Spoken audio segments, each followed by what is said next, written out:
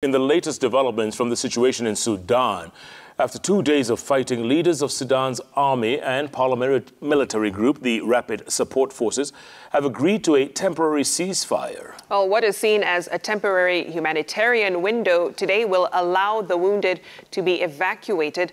World leaders and continental institutions have added their voices to the call for peace in the vast African country that has seen more than 50 civilians reportedly lose their lives in the conflict. And we have this breaking news just in a short while ago from the Intergovernmental Authority on Development, that's IGAD.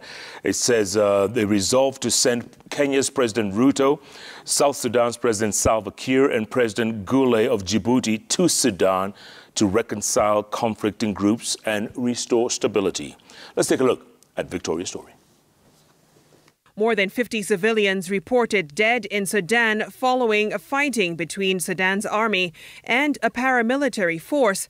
A doctors' organization said 25 people, including 17 civilians, died in the city as residents dodged gunfire as the rival forces battled Saturday over the presidential palace, state TV, and army headquarters. This as leaders of Sudan's army and paramilitary group, the Rapid Support Forces, agreed to a temporary ceasefire today after 2 days of fighting. The new development comes on the heels of the United Nations World Food Programme's announcement today that it had temporarily halted all operations in Sudan after 3 of its employees were killed in fighting on Saturday.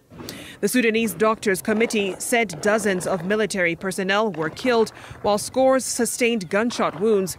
World leaders have noted with concern the escalating situation in Sudan. Speaking to the 2 warring factions, former Sudanese Prime Minister Abdallah Hamdok called for reason in a video message. Pope Francis, who had visited neighboring South Sudan in February, also lent his voice to the situation in Sudan, calling for prayers and laying down of weapons. A virtual summit of the IGAD heads of state and government on Sudan unanimously agreed to engage to defuse the situation as a matter of urgency. The African Union's Peace and Security Council also convened at the AU headquarters in Addis Ababa in an emergency session today to discuss political and security developments in Sudan, saying it strongly rejected any external interference that could complicate the situation in Sudan.